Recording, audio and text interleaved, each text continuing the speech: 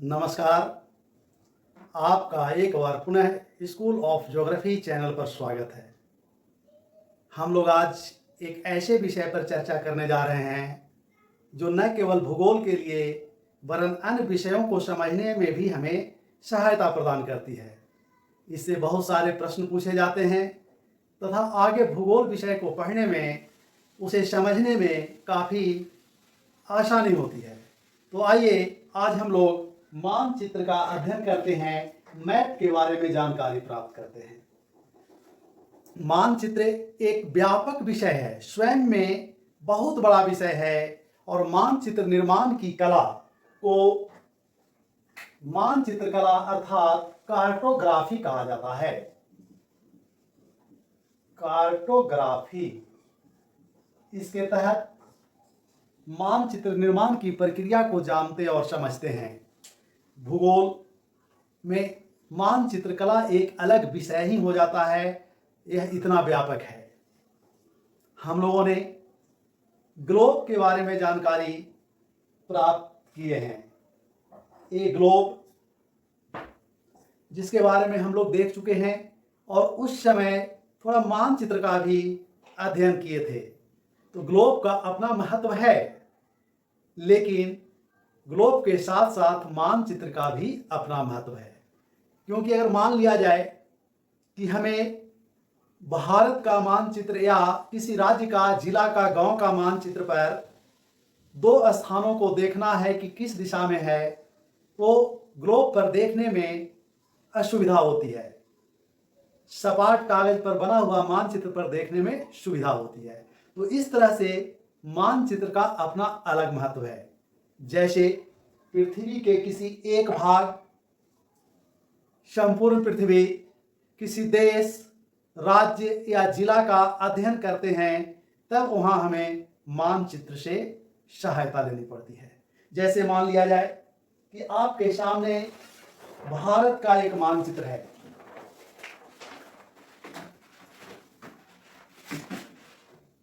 और यह ग्लोब है। अगर आपसे कहा जाए कि भारत में मध्य प्रदेश की स्थिति बताइए और एक ग्लोब दे दिया जाए, तो ग्लोब पर एक गोल होता हुआ चला जाएगा और इसमें दिशा का निर्धारण करने में हमें थोड़ी असुविधा होगी। जबकि इसमें हम बता सकते हैं उत्तर से दक्षिण, पूरब से पश्चिम, लंबाई चौड़ाई क्या हो रही है, यानी अध्ययन में सुविधा होती है। तो इस तरह से मानचित्र में न केवल उसके क्षेत्र को देखने में, समझने में, बल्कि दिशा को भी समझने में सुविधा होती है। मानचित्र पर हम उत्तर, दक्षिण, पूरब, पश्चिम आसानी से बता सकते हैं कि कौन किधर स्थित है। तथ्यों का मानचित्र साथ में संग्रह होता है। ग्लोब पर उतने अधिक तथ्य को हम एक साथ संग्रहित नहीं कर सकते हैं जितना मानचित्र पर कर सकते हैं। मानचित्र के द्वारा हम बता सकते हैं कि जैसे भारत का कौन सा राज्य किधर है, कौन सी नदी किधर प्रवाहित हो रही है, रेलवे लाइन और जो देख रहे हैं सड़क आदि को निर्धारित कर सकते हैं। तो इस तरह से तथ्यों का संग्रह होता है। और छोटे छोटे मानचित्र जब विभिन्न तथ्यों के साथ एक साथ संग्रहित कर दिया जाता है, तब उसे हम एटलस कहते हैं। एटलस मानचित्र का एक तरह से किताब होता है। जैसे देखिए आपके सामने एक एटलस है और इसमें केवल मानचित्र ही मानचित्र दिखाई देगा, अर्थात ये मानचित्रों का संग्रह है जिसमें कई प्रकार के मानचित्र अलग अलग तथ्यों के साथ प्रदर्शित किया जाता है। तो एक मानचित्र का संग्रह एटलस कहलाता है। अब मानचित्र में कोई भी मैप, चाहे वो एटलस में संग्रहित हो या स्वतंत्र मानचित्र में हो, प्रत्येक मैप किसी न किसी स्केल पर, मापनी पर बना होता है। यानी मानचित्र क्या है? तो मानचित्र किसी निश्चित स्केल पर बनाया गया संपूर्ण पृथ्वी या पृथ्वी के किसी एक भाग का प्रतिरूप होता है, स्वरूप होता है। जैसे मान लिया कि इस मैप में हम देख रहे हैं, तो इस मैप में, मानचित्र में, यहाँ एक स्केल बना रहता है कि कितने मानचित्र पर की कितनी दूरी धरती पर की कितनी दूरी को प्रदर्शित करेगा। जैसे यहाँ देखिए एक स्केल बना हुआ है, इस स्केल में यहाँ लिखा हुआ है 1 सेंटीमीटर बराबर 43 किलोमीटर। यानी कि मानचित्र एक निश्चित मापनी स्केल के द्वारा बना होता है, जिसके बारे में अभी हम लोग आगे देखेंगे। तो मानचित्र एक निश्चित मापनी पर बना होता है। दूसरी चीज कि मानचित्र का निर्माण के कुछ नियम होते हैं और यह नियम अक्षांश एवं देशांतर द्वारा निर्धारित होता है।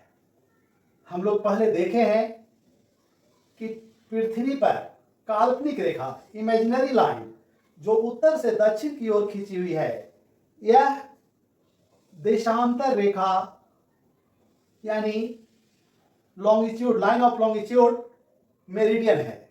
और पश्चिम से पूर्व की ओर जो रेखाएं खींची हुई है, यह अक्षांश रेखा है, लाइन ऑफ पैरेलल है। तो इस तरह से अक्षांश और देशांतर रेखाएं वास्तविक पृथ्वी पर, चूंकि पृथ्वी गोल है तो इस तरह से है, ये सभी देशांतर रेखाएं हैं और ये अक्षांश रेखा है। लेकिन सपाट सतह कागज पर जिस पर मानचित्र बनाते हैं उस पर स्वरूप इस प्रकार का हो जाता है।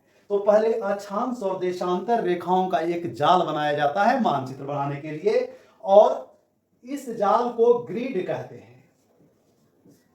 दो देशांतर रेखाओं के बीच का क्षेत्र गोल कहलाता है और दो अक्षांश रेखाओं के बीच का क्षेत्र कटिबद्ध जोन कहलाता है, और ये दोनों मिलकर ग्रिड बनाता है।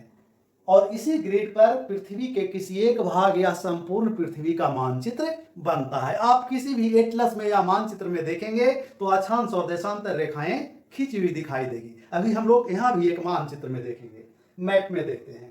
तो इस तरह से अक्षांश और देशांतर रेखाओं का जाल बनता है, और अक्षांश एवं देशांतर रेखाओं के जाल को जिस पर मानचित्र बनता है प्रक्षेप कहते हैं, यानी प्रोजेक्शन कहते हैं।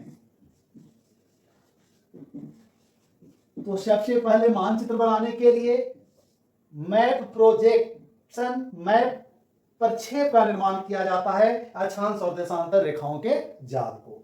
अब उसके बाद पहले ये देखेंगे कि बनना कैसे शुरू हुआ। तो सबसे पहले इस प्रकार की प्रक्रिया यूनानी विद्वानों द्वारा शुरू की गई, यानी प्रक्षेप का निर्माण प्राचीन काल में यूनान में प्रारंभ हुआ। और इरेटास्थनीज, आप लोग नाम पहले भी सुन चुके हैं, इरेटास्थनीज जिसे भूगोल का जनक कहा जाता है, इन्होंने पहली बार पृथ्वी की परिधि को मापने का कार्य किया था। पृथ्वी की परिधि किसने पहली बार मापा? तो इरेटास्थनीज ने। और पृथ्वी की परिधि मापने के बाद एक मानचित्र का निर्माण करने का प्रयास किया, जिसमें सबसे पहली बार 7 अक्षांश और 7 देशांतर रेखाओं को खींचा और उसके आधार पर एक मानचित्र बनाने का प्रयास किया इरेटास्थनीज ने। इसके बाद हिपार्कस, एक और अन्य यूनानी विद्वान, हिपार्कस नाम पहले आ चुका है इनका भी, जिन्होंने पहली बार वृत्त को, सर्किल को 360 डिग्री में बांटा था। ये भी यूनान के थे। इन्होंने 7 देशांतर के स्थान पर 11 देशांतर रेखाओं को खींचा। इस तरह से मानचित्र निर्माण की प्रक्रिया आगे बढ़ती चली गई।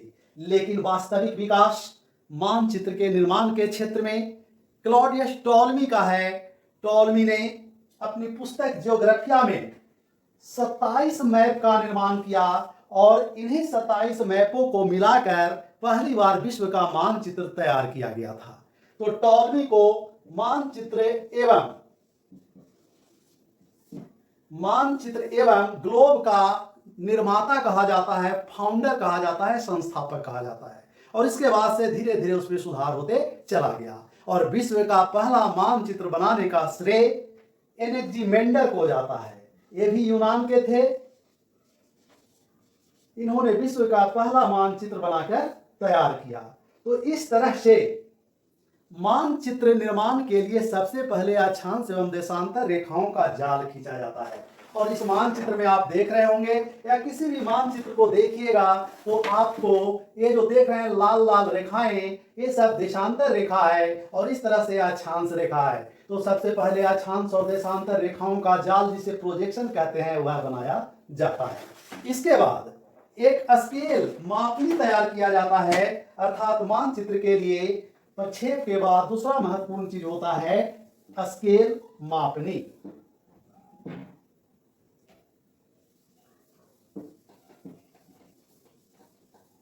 स्केल यह क्या है?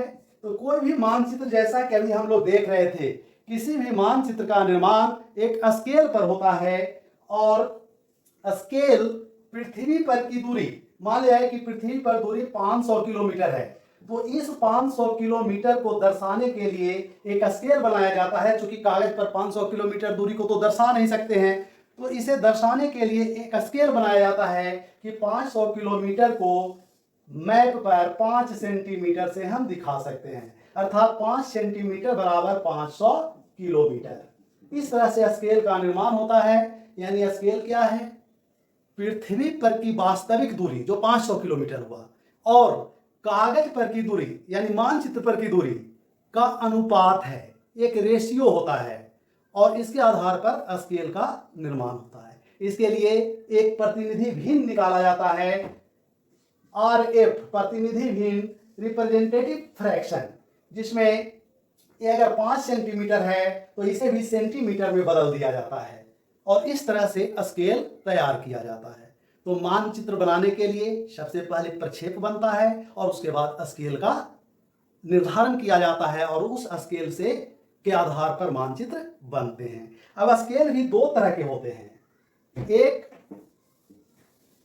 छोटे पैमाने वाला मानचित्र यानी कि स्मॉल स्केल, जिस पर आधारित मानचित्र होता है, और दूसरा लार्ज स्केल, बड़े पैमाने वाले लार्ज स्केल, यानी ये भी दो तरह का होता है। अब इसमें होता क्या है कि छोटे पैमाने पर जो मानचित्र बनते हैं, तो मान लिया जाए कि अगर किसी बड़े क्षेत्र का मानचित्र बनाना है, जैसे किसी महाद्वीप का, देश का, तब उसके लिए स्केल का निर्धारण छोटे पैमाने पर किया जाता है। जैसे अगर 5000 किलोमीटर की दूरी को दिखाना है कागज पर, तो 5000 किलोमीटर बराबर 5 सेंटीमीटर मान लेते हैं। यानी कि धरती पर के 5000 किलोमीटर को मानचित्र पर के 5 सेंटीमीटर दूरी दिखा रहा है, उसके बराबर है। तो इस तरह से बड़े क्षेत्र का मानचित्र तैयार करने के लिए ये छोटे मापनी यानी कि छोटा स्केल का प्रयोग किया जाता है।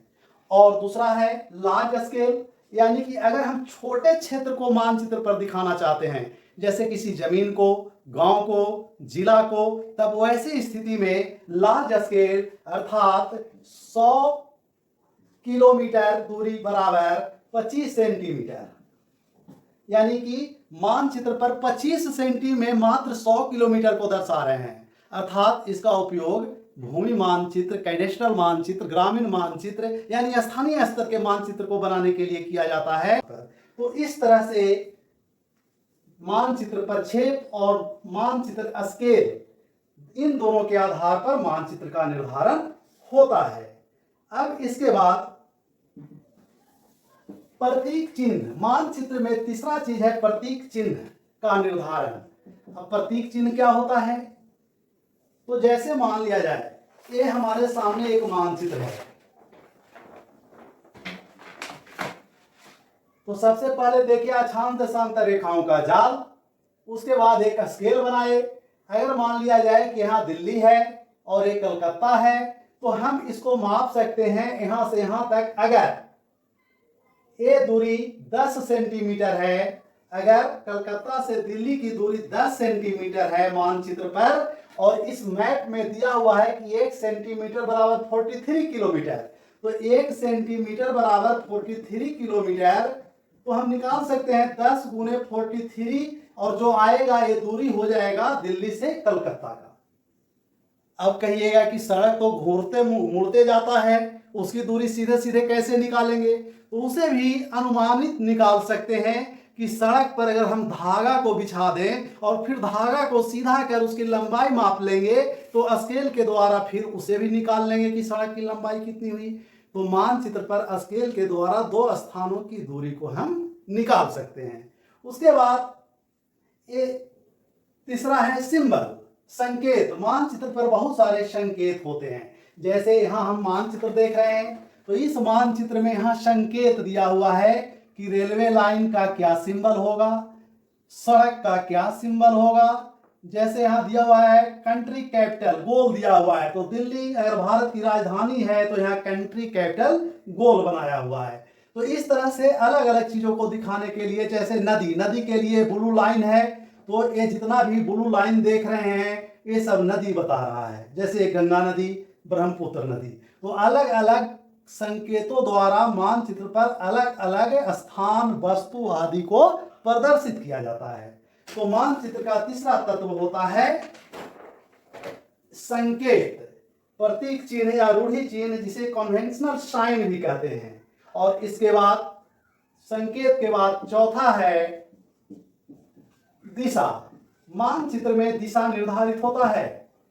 जैसे किसी भी मानचित्र को मानचित्र पर दिशा जानने के लिए, जैसे ये लिखा हुआ रहता है दाहिनी ओर तीर का निशान देकर इन लिखा हुआ रहता है, यानी मानचित्र में ऊपर की ओर नॉर्थ होता है, उत्तर होता है, किसी भी मानचित्र में रहेगा, ये प्रदर्शित किया हुआ रहता है दिशा। और जब उत्तर जान गए तो उसके विपरीत नीचे दक्षिण, इस तरफ पश्चिम और इस तरफ पूरब। तो दिशा का ज्ञान मानचित्र के द्वारा हम करते हैं, उसमें दिशा निर्धारित रहता है, अर्थात दिशाओं को आसानी से हम देख सकते हैं। अब मानचित्र पर 4 दिशाएं होती है, जिसे कार्डिनल डायरेक्शन कहते हैं, उत्तर, दक्षिण, पूरब और पश्चिम।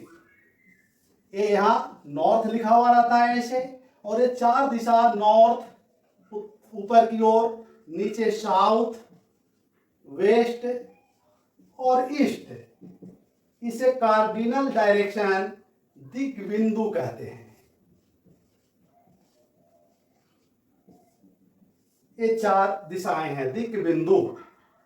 और इसी के भी 4 और दिशाएं होती है, जिसे इंटरमीडिएट डायरेक्शन कहते हैं। जैसे ये वेस्ट और नॉर्थ के बीच है तो नॉर्थ वेस्ट, उत्तर पश्चिम, उसी तरह से उत्तर पूर्व हो जाएगा, ये पूर्व दक्षिण और ये दक्षिण पश्चिम। तो 4 इंटरमीडिएट डायरेक्शन होता है, तो इससे दिशा का पता चलता है। अब मान लिया जाए कि अगर दिशा, आप कहीं घूम रहे हैं और आपको दिशा का कुछ ज्ञान नहीं हो रहा है, तो उसके लिए एक यंत्र होता है जिसे कंपास कहते हैं, दिशा सूचक। और इसमें कंपास में इसकी मैग्नेटिक सुई, चुंबकीय सुई हमेशा नॉर्थ की ओर होता है, और इसी सुई से फिर हम दिशा का पता करते हैं। और इस तरह से ये सिंबल है,